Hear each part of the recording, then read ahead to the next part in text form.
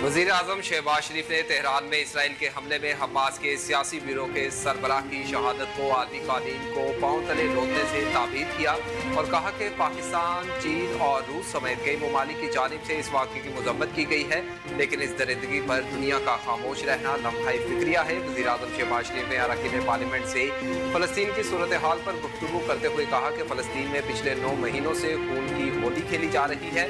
बच्चों समेत 40,000 से ज़ायद फ़लस्तीनी शहीद किए जा चुके हैं। गजा में अस्पतालों को मुकम्मल तौर पर तबाह कर दिया गया।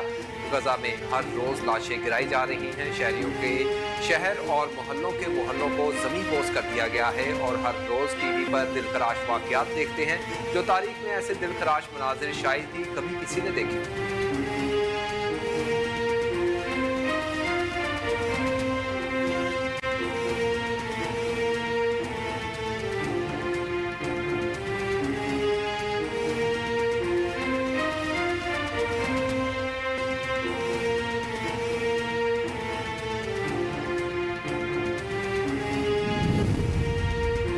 मिसाइल हमले में शहीद होने वाले हमास सरबराह इस्माइल हानिया शहीद की नमाज जनाजा तेहरान में अदा कर दी गई।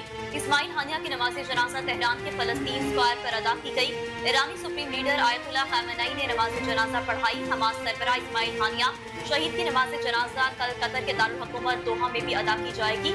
नमाज जनाजा के बाद इस्माइल हानिया को दोहा में सपुर्द खाक किया जाएगा।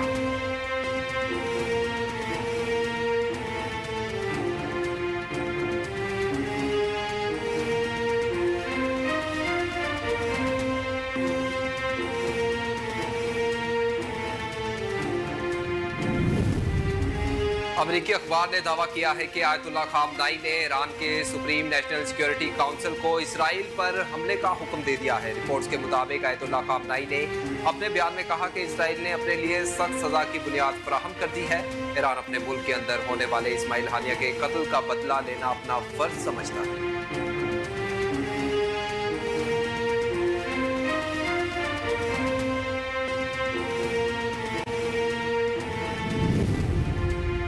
हमास के सरबराह इस्माइल हानिया के कत्ल की मजम्मती करारदाद कौमी असम्बली में जमा करवा दी गई। करारदाद शहर कामरान ने कौमी असम्बली सेक्रेटेरिएट में जमा करवाई।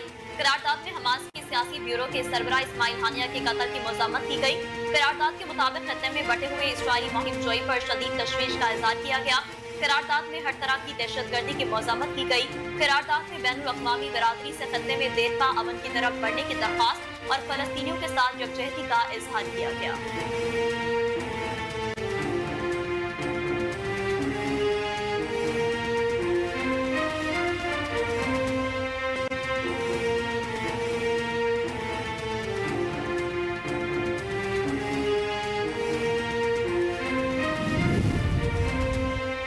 इसराइली फौज ने दावा किया है कि हमास की अस्करी विंग अल-कस्साम ब्रिगेड के सरबराह मोहम्मद ज़ईफ को फदाई हमले में निशाना बनाया गया था। इसराइली फौज की जानिब से जारी बयान में कहा गया कि इंटेलिजेंस की जांच पड़ताल के बाद इस बात की तस्दीक की जा सकती है कि हमास के अस्करी कमांडर मोहम्मद ज़ईफ खान यूनुस में एक कंपाउंड पर फजाई हमले में जख्मी होने के बाद जान की बाजी हार गए।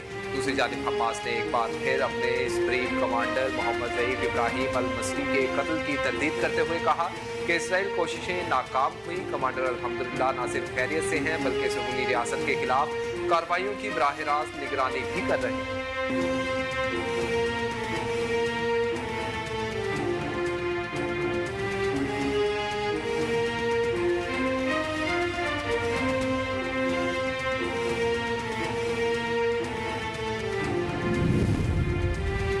पंजाब के मुख्तलिफ शहरों में मूसलाधार बारिश से जल थल एक हो गया। नशेबी इलाके ज़ेरे आब आ गए। सूबाई दारुल-हुकूमत लाहौर में बारिश का 44 साला रिकॉर्ड टूट गया। रेन इमरजेंसी नाफिज कर दी गई। पानी अस्पताल और घरों में भी दाखिल हो गया। महकमा मौसमियात के मुताबिक मानसून बारिशों का सिलसिला 6 अगस्त तक जारी रहने का इम्कान है। मीरपुर आजाद कश्मीर में भी वक्फे वक्फे से बारिश का सिलसिला जारी है और मुख्तलिफ मकामात पर लैंड स्लाइडिंग से दरख्त गिर गए।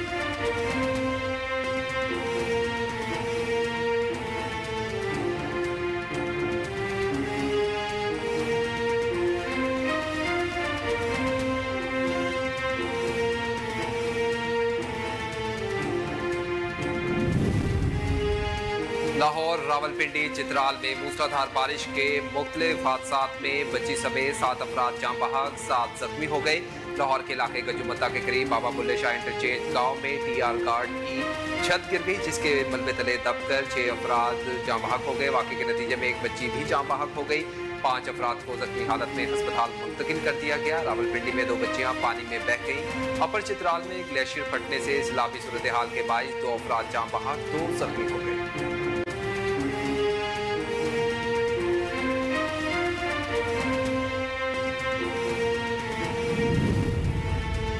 वज़ीर-ए-आज़म मोहम्मद शहबाज शरीफ से वोंग फूकॉन्ग की सरबराही में 12 रुकनी आला सतह के चीनी वफ़द ने मुलाकात की।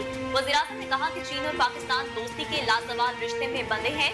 पाकिस्तान और चीन के दरमियान मजबूत दोस्ताना ताल्लुकात हैं। पाकिस्तान में आपका खैर मकदम करके खुशी हो रही है। पाकिस्तान चीन के साथ सनत और दीगर शोबों में मिलकर काम करने का ख्वाहिशमंद है। बशाम वाक़े के बाद चीनी भाइयों की सिक्योरिटी मजीद बेहतर की गई। चीनी माहिरीन का आला सतह का वक्त पाकिस्तान में चीनी सनअतकारी सीपैक के दूसरे मरहले के हवाले से इश्तराक और ताउन में पाकिस्तान की बरामदात के फरोग पर अपनी आरा पेश करेगा।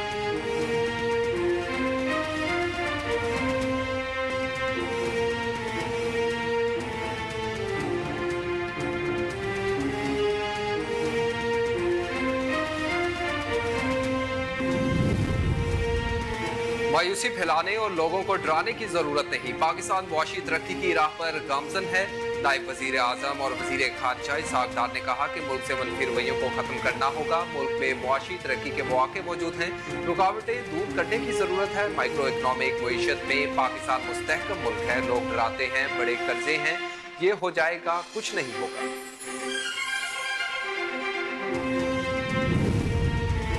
फौज और पीटीआई में बातचीत से कोई परेशानी नहीं। एहसन इकबाल कहते हैं कि बानी पीटीआई बताएं फौज से किस बात पर मुज़ाकरात करने हैं। पीटीआई रियासत के मफादात पर बराह रास्त हमला आवर है। ऐसे तर्ज सियासत की इजाजत नहीं दी जा सकती। पीटीआई सियासी जंग को अमेरिकन ऐवान में लेकर गई। पीटीआई पर पाबंदी आईन और कानून के मुताबिक होगी। पीटीआई अपना तर्ज अमल बदले और कौम और इदारों से माफी मांगे तो कौमी धारे में शामिल हो सकती है।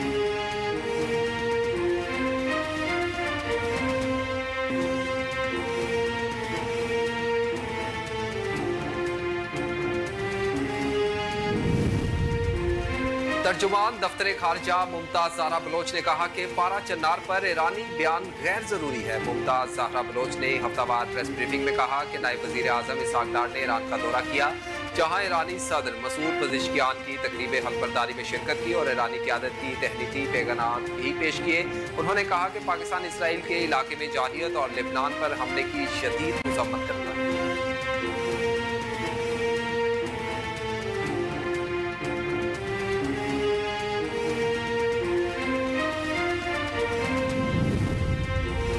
इस्लामाबाद की अदालत ने पीटीआई रहनुमा रऊफ हसन को पीका एक्ट के तहत दर्ज मुकदमे से रिहा करने का हुक्म दे दिया।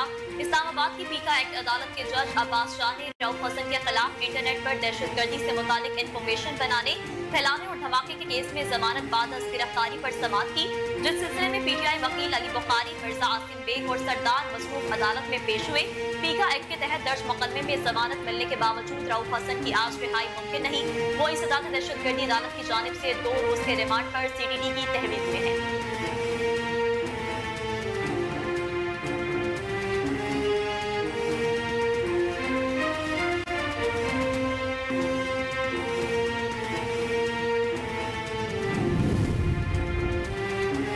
अमीर जमाते इस्लामी हाफिज नेमुर रहमान ने कहा कि हुकूमती मुज़ाकराती टीम हमारे मुतालबात से भाग रही है। रावलपिंडी में धरने के 7वें रोज कारकुनान से गुफ्तगू करते हुए कहा कि जो बिजली बंद ही नहीं रही, इसकी कीमत हमसे वसूल की जाती है। IPPs वाला मामला जब तक हल नहीं होगा, हमारा धरना खत्म नहीं होगा। सबको बर्बाद करके रख दिया है। वज़ीर आज़म बताएं कि इनको 1300 सीसी वाली गाड़ी में बैठने पर तकलीफ क्या है। बड़ी गाड़ियों में बैठने पर आपको अमेरिका या किसी और से नहीं पूछना पड़ेगा।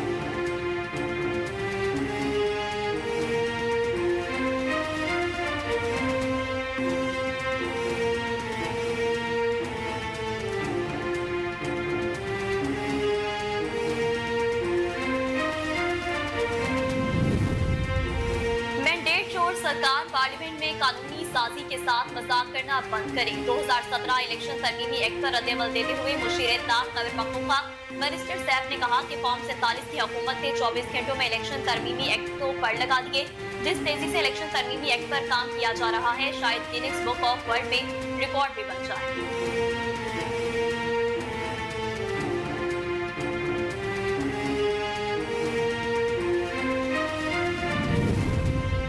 बांग्लादेश क्रिकेट बोर्ड के आला हुक्काम ने टीम की सिक्योरिटी के लिए पाकिस्तान से राबिता कर लिया। बंगाल टाइगर्स की टीम को 2 टेस्ट मैचेस की सीरीज की 17 अगस्त से पाकिस्तान का दौरा करना है। ये matches ICC World Test Championship का हिस्सा है। सीरीज का पहला मैच 21 से 25 अगस्त तक रावलपिंडी, जबकि दूसरा मैच 30 अगस्त से 3 सितंबर तक कराची में होगा।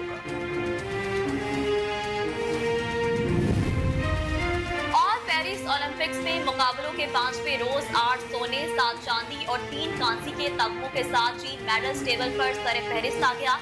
पेरिस ओलंपिक्स 2024 के मुकाबलों में चीन के मजमूई मेडल्स की तादाद 18 हो गई। ओलंपिक्स मुकाबलों में जापान ने भी सोने के 8 तमगे जीते हैं। 3 चांदी और 4 कांसी के साथ मजमूई तौर पर 15 तमगे लेकर जापान मेडल्स टेबल पर दूसरी पोजीशन पर है। मेजबान फ्रांस और ऑस्ट्रेलिया 7-7 तलाई तमगों के साथ तीसरी और चौथी पोजीशन पर है, जबकि 6 गोल्ड मेडल के साथ बरतानिया 5वें नंबर पर विराजमान है।